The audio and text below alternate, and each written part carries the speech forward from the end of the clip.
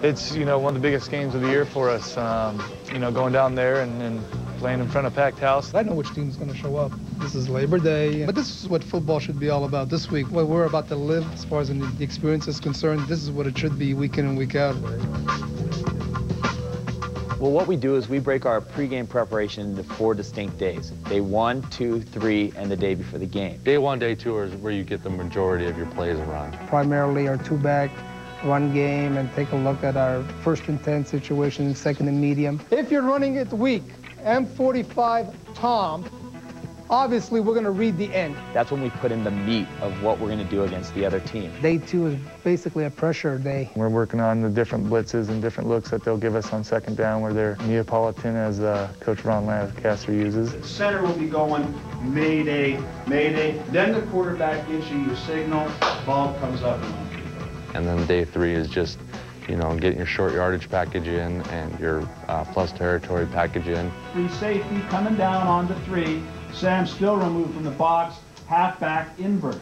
Now all of a sudden you're getting closer to the game. You scale back the physical, but you increase the mental. And we will read the end. If the end closes, we will throw stop here, which is our sally. We try to break it down so we touch every single aspect that will take place during the course of a football game. All right, let's go through this, guys, because I think it's going to be, I think we got some interesting stuff here. Danny really lets us come up with ideas, and we'll go home and watch film and see what we think will work. And when we come the next day, that's what our meeting's for, is for us to discuss what we think will work out there. And he wants us to be comfortable, with the plays out there, so he lets us suggest a lot of things. Now, this is what I want to run here. We're going to go scat, 744. But watch what they do here. They take number 3 strong, they bring him back in, and they have him climb the backside hash. We go through our formations and how teams are playing our formations. So we get together for quarterback meetings on both day 1 and 2 and really sit in, and we all come with what we feel will work, and we talk about it, and it's an open forum. And our coaches have really developed this circle of trust that we can all really bounce ideas off each other and contribute to the game plan. Well, I'm just saying, why can't we do it with our fullback? If we leave 3 out there and then run 8-70-3, the 3 being the built-in hot, we can do it with our fullback coming out of the backfield. Ultimately, they're the ones that are facing the bullets out there. It's easy for me to say certain things are going to be open, or we got to make this throw and we got to make that throw, but ultimately, whether it's Jason Johnson, Jason Moss, or Ricky Ray, they got to feel good with what's going to be called and how we're going to attack a particular defense. Now, you're going to have to look the free safety to the 3 receivers. You have to look them and have, obviously, the fullback that's coming out, sneak behind the backers, and obviously we'll clear the corner with the single receiver. It is a unique situation. I mean, you've got 3 quarterbacks who have varying degrees of experience in this league, and it's nice to have everybody's input. Okay? I think that's a huge spot. Oh yeah, big time. You need to have interaction. In other words, you want to know exactly how your players feel, and if they feel a particular way about a particular play, then we may not call it. But ultimately, they got a huge say on what's going to be called on game day.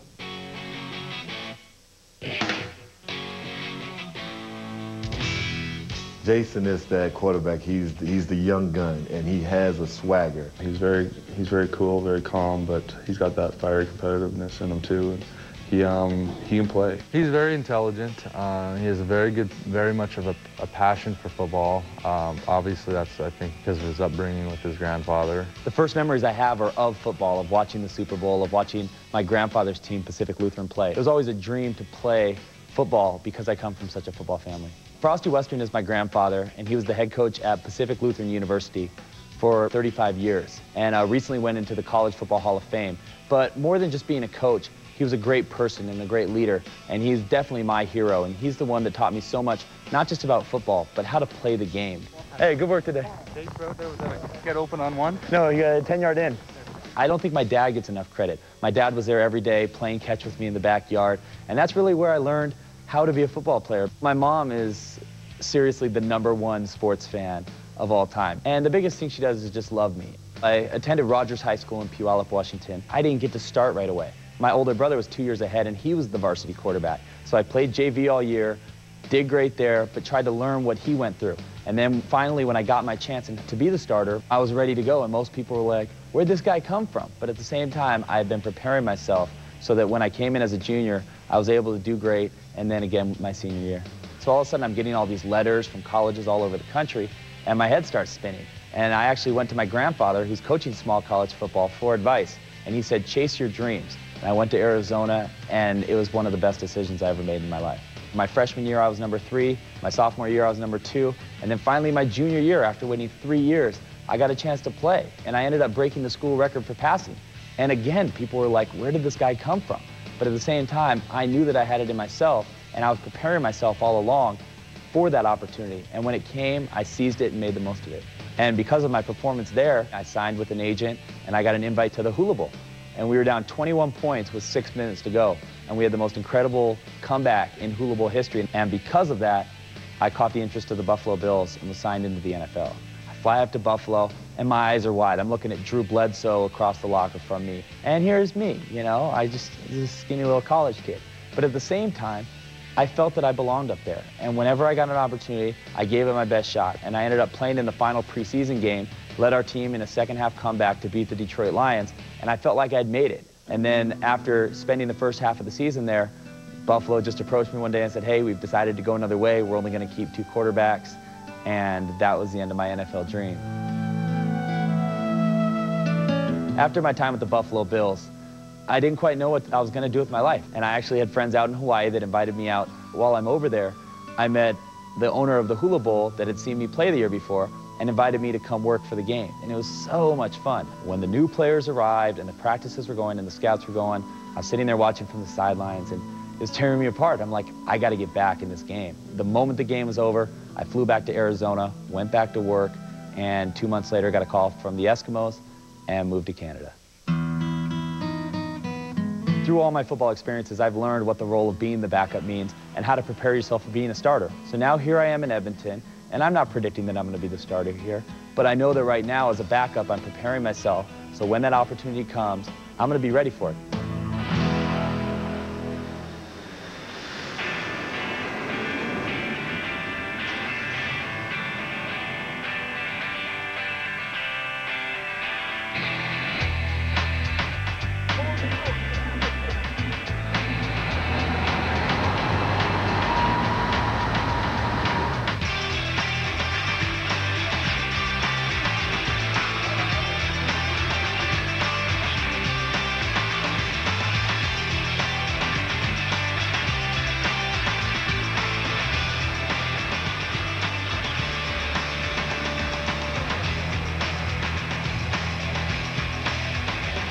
John Lennon, actually.